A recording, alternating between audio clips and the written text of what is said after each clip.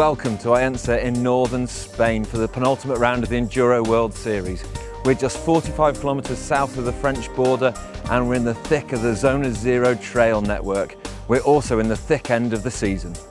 Richie Rude is the man on form, having won the last two rounds of the series, but technically there's 7 men that could go into the final round leading the series, although it's more than likely to be one of the French quartet, Nicolai, Borel, Clement and Voulio, who populate the top 5 with the American, that are going to give him the most challenges. If Tracy Moseley, who has been leading the women's series ever since the second round this year, takes the win here this weekend and Cecile Ravenel, her closest rival, finishes outside the top 5, then Tracy can wrap up the series here. But the thing is, Cecile has only ever once finished outside the top 5, so it doesn't look like Tracy will be relaxing on the beach until after the racing's done next week in Italy.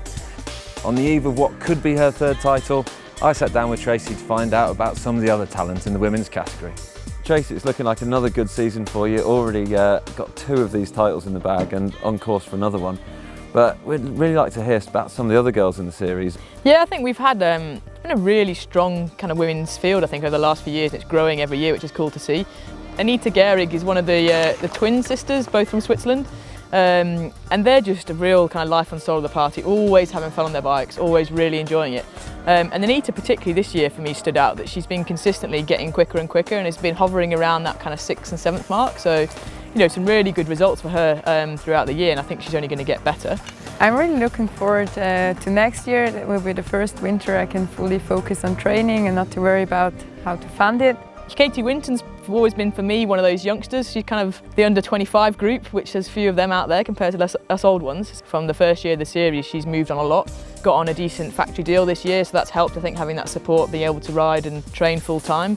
Yeah, there's definitely a new generation coming through. You know, we're learning all the time from every single race. You know, having started doing enduro recently, every race we gain a bit more experience and learn how to ride faster. Another one of the girls that's really stood out is Maggie Bichard, and I think first time I came across her was in, I think, 2011 at the Mega, and there was a British girl on the podium. I think she finished 3rd at Mega, and I never heard of her. And she's going to again come from cross-country racing in the UK. She's now emigrated to New Zealand.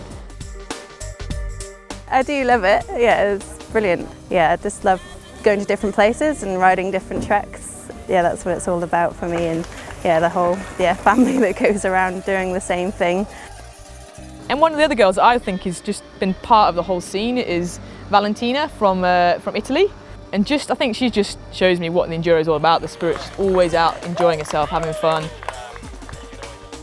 you see the women's category expanding at these Enduro races, and it's something that's going to grow and grow? Or? Yeah, I think Enduro really is a perfect discipline for women participation in mountain biking. I think often with cross country it's so full on and just painful, and downhill is the opposite, that it's so full on in the technical sense and it's almost a bit too scary for the masses, whereas this has got the elements of both, and I think it's going to appeal to so many more women that actually love trail riding, love riding their bikes, enjoy being out with other girls riding and still like the competition, but it's not entirely all about the competition as well. It's kind of a race that's masked by all the fun riding that goes on around it.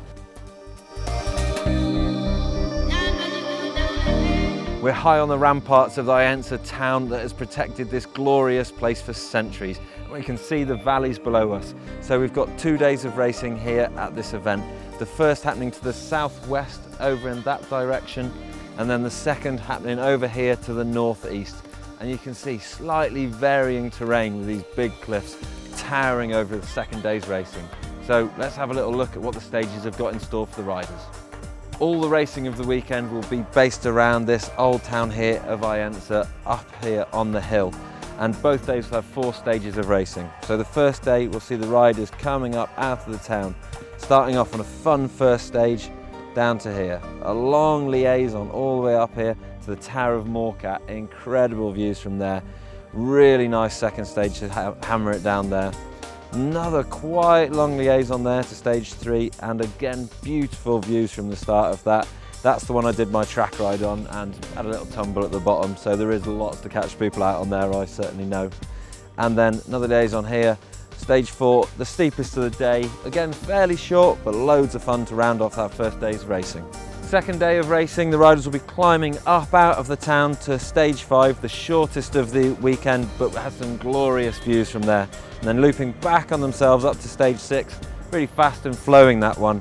and then a nice long liaison out to stage 7, a bit out on a limb there, and then the longest liaison of the weekend all the way back over to 8, which has some exposed ridge lines on it and will be keeping the riders really on their toes up to the rounding off of this weekend.